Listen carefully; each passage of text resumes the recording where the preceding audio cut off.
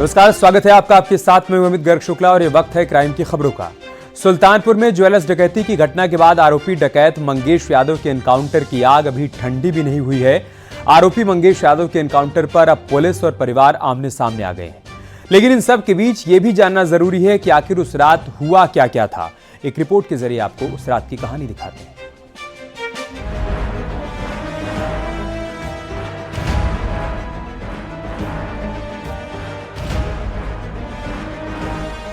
सुल्तानपुर डकैती में पुलिस का खुलासा। सीसीटीवी दिखाया, मंगेश यादव का सच बताया। पिता ने कहा आधी रात को बेटे को क्यों उठाया। डकैती, एनकाउंटर और खुलासे का पूरा सच। ये तस्वीरें हैं सुल्तानपुर में 28 अगस्त को दिन दहाड़े हुई डकैती की, जिसमें पुलिस ने एक एक आरोपियों की पहचान बताई।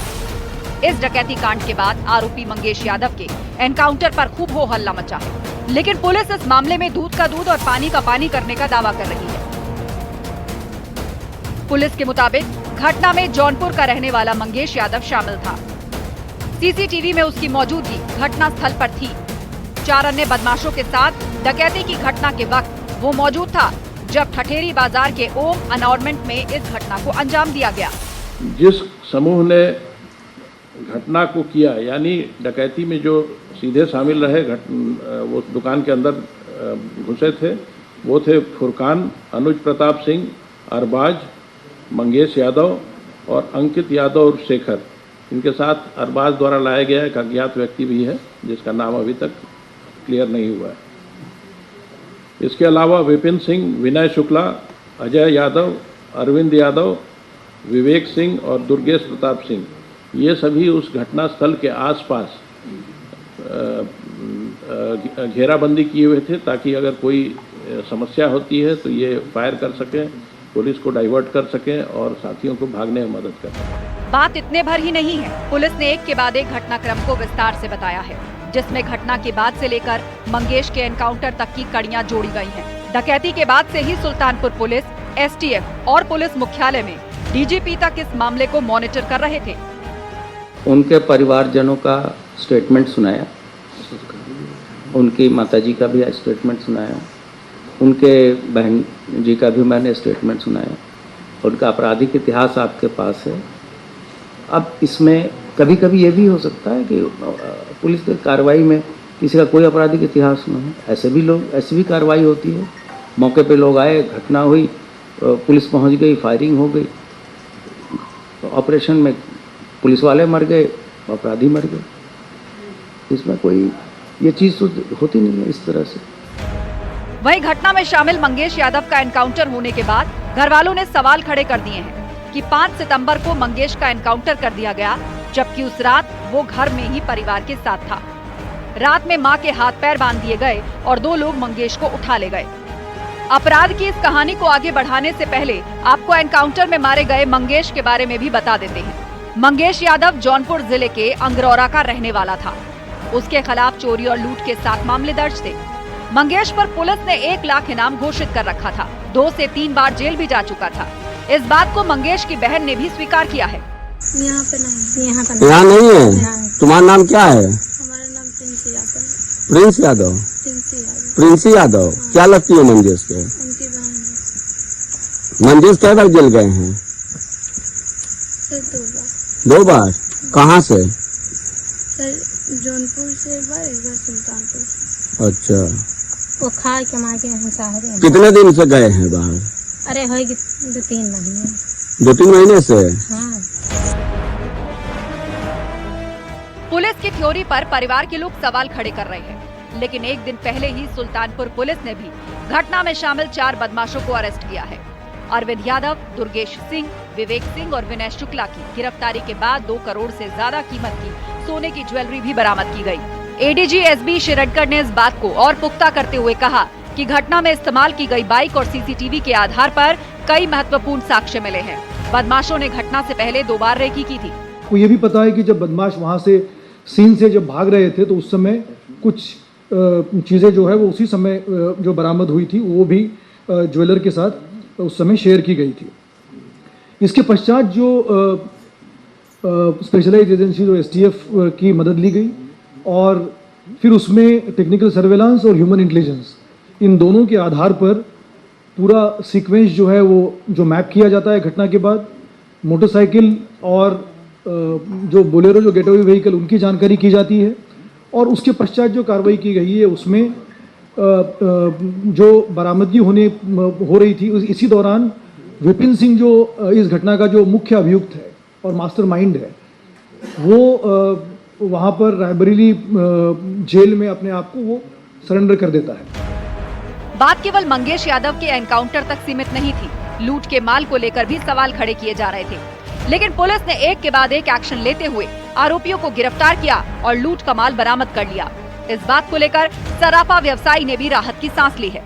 मैं पुलिस की कार्यशैली से पूरा संतुष्ट है और संतोष था, तभी आज हमारे सामने माल आ गया। बहुत जीवन में पहली बार ऐसी खुशी मिली और ऐसा देखा कि हर तरीके से जो है पुलिस ने हमारा मदद किया, सहयोग किया। हम भी शासन को, पुलिस को बहुत सहयोग किए। 28 अगस्त को भरी दोपहरी फिल्मी स्टाइल में हुई डकैती की वारदात में 14 बदमाशों के शामिल होने की बात सामने आई है।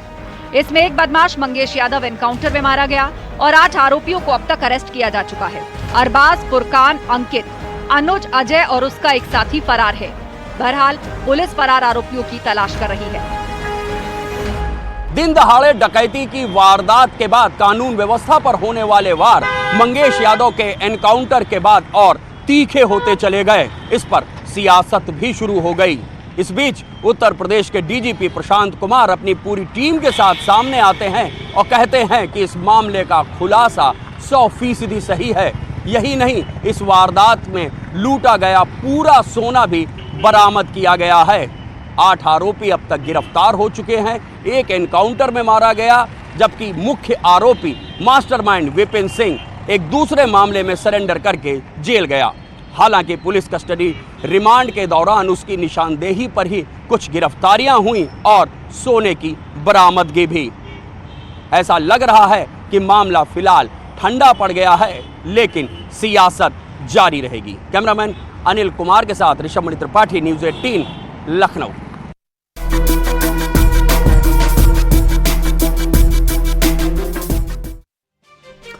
यूपी में अवैध धर्मांतरण का मामला इन दिनों फिर से सुर्खियों में है। वजह है 16 आरोपियों को लखनऊ में NIA ATS कोर्ट में सजा का ऐलान।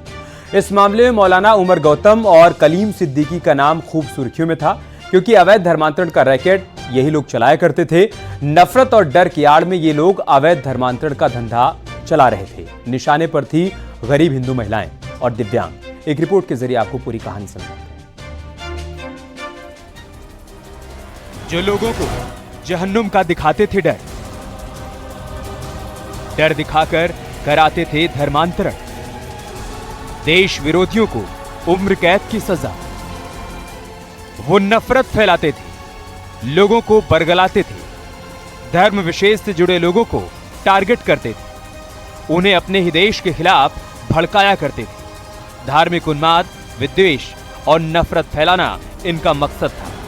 इसी मकसद की आड़ में अवैध धर्मांतरण करवा रहे थे। बुधवार को लखनऊ की NIA और ATS कोर्ट ने 16 आरोपियों को सजा सुनाई। तो हर ओर इस बात को लेकर चर्चा होने लगी कि आखिर इस गिरोह के तार कहां तक जुड़े हुए हैं। अदालत ने जिन आरोपियों को सजा सुनाई है उनमें मास्टरमाइंड है मौलाना उमर गौतम और मौलाना कलीम सिद्दीकी। अदालत ने 12 लोगों को उम्र कैद की सजा सुनाई, जबकि 4 अन्य अभियुक्तों को 10-10 साल कैद की सजा सुनाई गई। यूपी पुलिस के मुखिया भी अदालत के फैसले के बाद कह रहे हैं कि अब सवाल उठाने वालों को जवाब मिल गया। आपको वीडियो में दिखा दिया गया, उसमें हमने पॉइंट करके भी बता दिया कि कौन आदमी कौन सा अपराधी है। इसके बाद से किसी तरह की कोई शक शुबा की गुंजाइश नहीं है। हम कोर्ट में इस चीज़ों को प्रूव करेंगे। जब हम लोगों ने धर्मांतरण रैकेट का भी पर्दाफाश किया था, इसी तरह की बातें उठाई गई थी। और जब NIA कोर्ट ने आजीवन कारावास की सजा कल सुनाई है, तो सभी की जबान पे ताला लगा। ऐसे बहुत सारे चीज़ें हैं, मैं इस चीज़ों को कॉन्ट्राडिक्ट नहीं करना चाहता। हाथरस केस में इसी तरह से किया गया। फैक्चुअल रिपोर्ट है कि रेप नहीं हुए। यूपी एटीएस ने अवैध धर्मांतरण के आरोपियों को देश के अलग अलग हिस्सों से गिरफ्तार किया था। 20 जून 2021 को लखनऊ में एटीएस ने इस केस की एफआईआर दर्ज कराई थी। धर्मांतरण गिरोह का मास्टरमाइंड मौलाना उमर गौतम है, जो फतेहपुर के थरियाव थाना क्षेत्र के पंथुआ गांव का रहने वाला है। करीब 40 साल पहले अलीगढ़ मुस्लिम विश्वविद्यालय में पढ़ाई के दौरान उसने मुस्लिम धर्म अपना लिया था। पिता के निधन के बाद मौलाना उमर गौतम जब वापस अपने गांव लौटा तो उसका हुलिया देखकर लोगों को शक हुआ। बढ़ी हुई दाढ़ी और हुलिया देखकर लोग आखिर कैसे एक शख्स इतना बदल गया, जिसका नाम श्याम प्रताप था, उसका हुलिया इतना अलग कैसे? पत्नी और बच्चे पहले ही छोड़ गए थे और मौलाना उमर ने दूसरी शादी कर ली। दादा के लड़के थे, पहले तो यहीं पढ़ते थे। धीरे धीरे करके और फिर चले गए पंतनगर। वहीं से इनका पता नहीं कैसे क्या हुआ, तब से कोई न ज़्यादा मतलब है न कुछ हुआ है। यहाँ तो जात नहीं है, तो इसलिए उनसे कोई परिवारों को मतलब नहीं रखा था।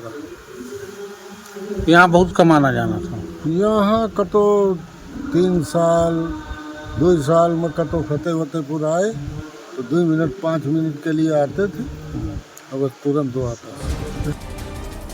आरोपियों ने साजिश के तहत लोगों में नफरत फैलाई और देशव्यापी अवैध धर्मांतरण गिरोह चला रहे। इस गिरोह के तार अंतर्राष्ट्रीय स्तर तक जुड़े हुए हैं। अवैध धर्मांतरण के लिए इन्हें विदेश से हवाला के जरिए रकम भेजी जा रही है। ये गिरोह आर्थिक रूप से कमजोर महिलाओं, दिव्यांगों को बहला फुसलाकर इस्लाम में धर्म परिवर्तन करवा रहा था। ये गिरोह धर्म विशेष के लोगों को मौत के बाद की दुनिया में जहन्नुम की आग जैसी अवधारणाओं का हवाला देकर डराया करता था। देश में शरिया आधारित सरकार की व्यवस्था कायम करना चाहते थे। अदालत ने साक्ष्यों के आधार पर 12 आरोपियों को उम्र कैद की सजा सुनाई, जबकि 4 लोगों को 10-10 साल की सजा का ऐलान किया। 4 लोगों को 10 वर्ष की सजा सुनाई गई है। क्या आप बता सकते हैं प्रमुख लोग कौन कौन है जिनको उम्र कैद की सजा? जिनमें उम्र कैद की सजा जिनको सुनाई गई है उसमें मौलाना कलीम सिद्दीकी साहब हैं, उमर गौतम हैं और उमर गौतम साहब हैं, धीरज गोविंद जगताप हैं, सरफराज अली जाफरी हैं और अन्य लोग हैं, वो उन सब लोगों को सुनाई गई। और जिनको 10-10 साल कैद की सजा सुनाई, उसमें राहुल भोला मन्नू यादव हैं और इसके अलावा राहुल भोला मन्नू यादव और सलीम है और कुणाल अशोक चौधरी हैं। देश विरोधी गतिविधियां और इंटरनेशनल कनेक्शन ये साबित करता है कि आखिर कैसे ये गिरोह काम कर रहा है। लक्ष्य और काम करने का तरीका बताता है कि ये गिरोह कितना खतरनाक है। फिलहाल इनकी जगह अब सलाखों के पीछे है।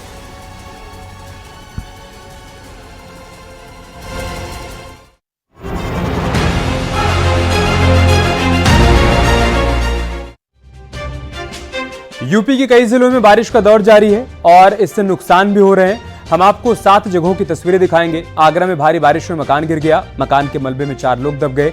जालौन में भी भारी बारिश के बाद एक कच्चा मकान गिर गया, मकान गिरने से उनमें एक दंपत्ति बुरी तरीके से घायल हो गए। अलीगढ़ में भारी बारिश के चलते 2 मंजिला मकान की छत गिर गई। इस हादसे में घर में सो रहे परिवार के 3 बच्चों समेत 2 महिलाओं की घायल होने की बात सामने आई है। हापुड़, सीतापुर और झांसी में बारिश के कारण मकान की छत भरभरा कर नीचे आ गई।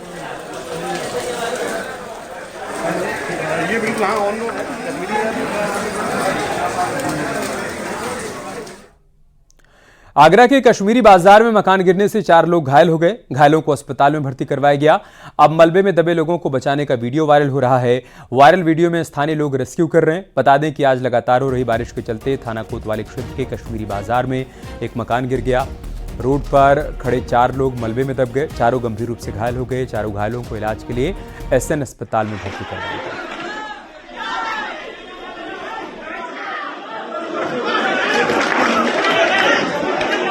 आगरा में पिछले 36 घंटे से लगातार हो रही बारिश के कारण बड़ा हादसा हुआ है। आगरा के कश्मीरी बाजार के पास जर्जर स्थिति में बना एक घर धड़ाम से नीचे गिर गया। तस्वीर आप देख सकते हैं, काफी पुराना ये घर बताया जा रहा था। हालांकि इसमें ताला लटका हुआ था, कई दिनों से ये बंद था, लेकिन जैसे ही ये घर गिरा तो आसपास खड़े 4 लोग इस मलबे में दब गए और सभी को रेस्क्यू करके बाहर निकाला गया। सूचना पर थाना पुलिस के साथ ही ACP भी मौके पर पहुंचे। हालांकि जो आसपास के लोग हैं उनका साफ कहना है कि कई दिनों से ये घर बंद पड़ा हुआ था और कई सालों पुराना ये घर है, जर्जर स्थिति में है। इसके जो मालिक हैं वो आगरा में नहीं रहते हैं, बाहर रहते हैं। यही वजह है कि स्थिति बेकार होती चली गई घर की। और आज जो लगातार बारिश हो रही थी उसके बाद ये घर भर भरा कर नीचे गिरा है। हालांकि इसके बाद से जो आसपास के लोग थे उनमें हड़कंप जरूर मचा, लेकिन अब इसके साथ ही साथ जिलाधिकारी ने आदेश दे दिया है कि जितने भी जर्जर स्थिति में आगरा में मकान है उन सब की लिस्ट तैयार की जाएगी। लेकिन बड़ी बात यह है कि कश्मीरी बाजार में बना ये घर गिर गया और उसमें 4 लोग दबे थे। सभी को रेस्क्यू करके बाहर निकाला। जो घायल थे उनको अस्पताल में इलाज के लिए भर्ती करा दिया गया है। कामिर कुरैशी, न्यूज़ 18 आगरा।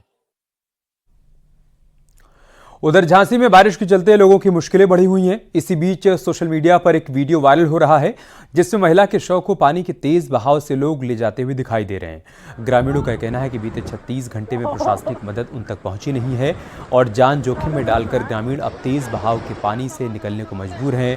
वीडियो मोठ तहसील इलाके का बताया जा रहा है जहां बीमारी के कारण एक महिला की मौत हो गई थी और अंतिम संस्कार के लिए शव को पानी के तेज बहाव के बीच लेकर जाना पड़ा। अब इसका वीडियो वायरल हो रहा है। बारिश के कारण मोठ तहसील इलाके में बाढ़ जैसे हालात बने हुए हैं।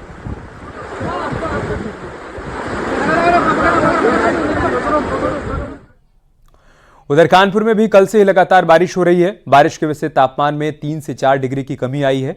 इससे मौसम खुशनुमा हो गया है। लगातार घने बादल छाए हुए हैं और रुक रुक कर बारिश हो रही है। कई सालों बाद सितंबर महीने में इतनी बारिश रिकॉर्ड की गई है। मौसम विभाग की माने तो आने वाले 4 से 5 दिनों तक इसी तरह का मौसम बना रहेगा। बारिश होगी। बारिश के चलते नगर निगम के दावों की पोल भी खुल गई है।